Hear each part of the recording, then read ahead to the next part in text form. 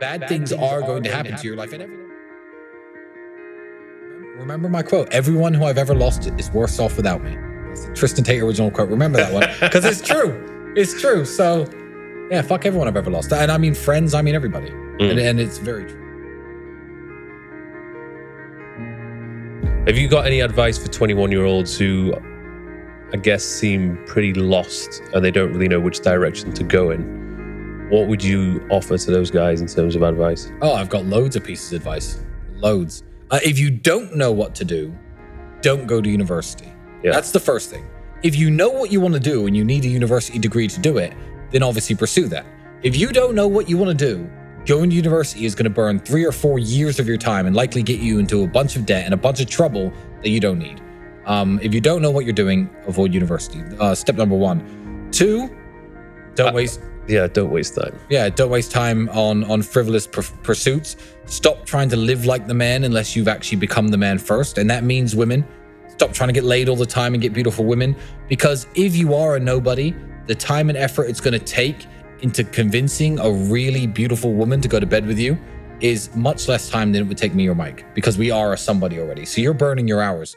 I'm not really one to feel sorry for people that much because of the way that the internet has changed the world. I believe that people have positive role models and examples thrown in their face all the time.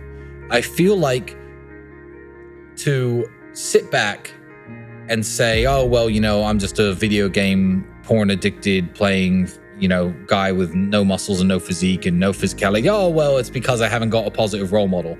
I feel like today isn't an excuse.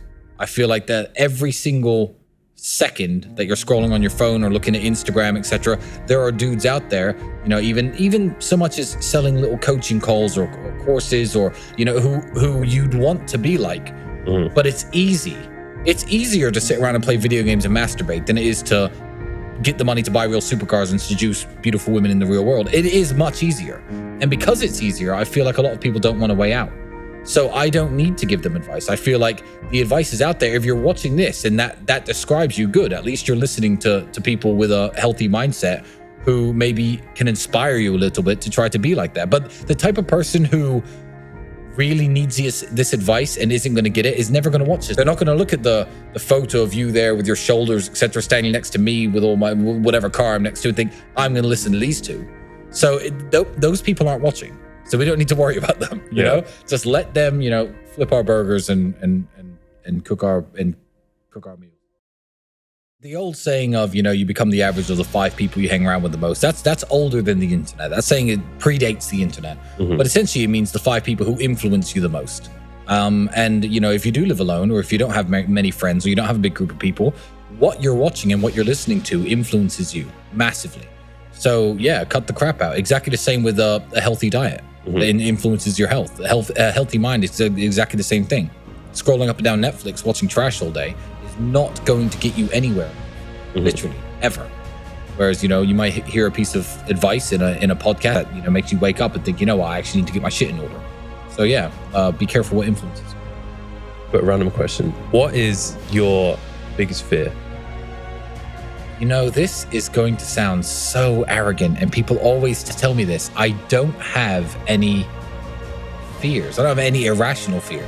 I mean, like, I'm not afraid of these things, but like, you could obviously say, oh, I don't want my mom to die, I don't want my brother to die, but these aren't fears. I don't live every day thinking these things are going to happen. If you mean what am I actually scared of, like spiders, snakes, nothing. I don't think I found my purpose in life until I was 32. So I feel like my purpose in life now is to set a good example for young men in a world that doesn't have any good examples. But I don't think everyone is going to reach that level of enlightenment with their mission. And I don't think everyone should, because when I was 28, when I was 29, I was very happy. I was perfectly happy having not found what my purpose in life is. And you know what? I may think I know my purpose in life now. When I'm 40, I may realize it was actually something else and find something else. No, I don't believe life has to be a purpose. I just believe in making sure that you are happy and making sure that that happiness is spread as much as possible to the people you interact with and the people around you. You don't have to have a mission to live a fulfilling life, or a purpose. You could live, basically by yourself your whole life. But if you really enjoy yourself and you really enjoy this trip around the sun that we're all taking, and everywhere you go, you're polite and you're nice and you're kind, who cares that you didn't impact the world? You don't need a purpose. If someone drives a Bugatti and owns tigers, like a lot of people do here, and said, Tristan, I want to meet you and your brother and talk business. I'm like, okay, this guy doesn't need to make $1 million. $1 million doesn't mean anything to this guy. Let's listen to what he says. When somebody who's flat broke says, I have an idea that will make us all a bunch of money, I'm like, you don't know what a bunch of money is. Because if I have the magic touch. Me and my brother could get involved in this broke guy's business. We could. And we could make it successful. And we could make $1 million a year. He'd make his $1 million a year. And he'd be so happy. He's got rich now because he's the business partner of the Tate brothers. I would have put time and effort into something and made less money than I sometimes make in a couple days. So how successful are they? You could fly to Dubai, and people do this. Men do this with no money, because men don't have the ability to just, hit dating apps in Dubai and live the good life. They come to Dubai with their friends. They have no money in their pockets. They have a nice shirt that they'll wear, fine.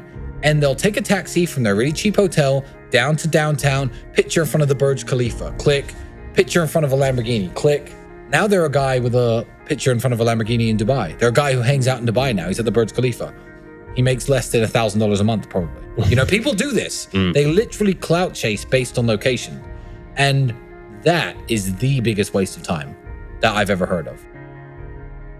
Trying to sleep with as many women as possible would be saying something like, I want to eat as much food as possible. So you're at these all-you-can-eat buffets all day long, wasting your time sitting there.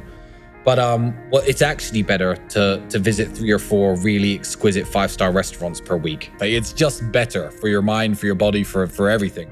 So, not to correlate women and buffets, but you get what I mean. The sleep with as many women as possible. It can be fun for a summer, but yeah, the sooner you get over it, the sooner you can concentrate on what's really important. The sad part is it's 5 years of work. Yeah, at least 5 years of work.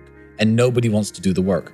It's like, when guys are, fat and they're like, oh, well, you get women because you're in shape. It's like, well, you could be in shape, but for you, it's 2 years. It's 3 years, Are you willing to do that? The same is with your finances, the same with your mindset, the same with lots of things. So yeah, if you do the work, the women do naturally come to you, but it's years of work, and everyone wants a quick fix nowadays. Yeah. Everyone wants a magic pill or a magic spell or a magic trick, and there are none.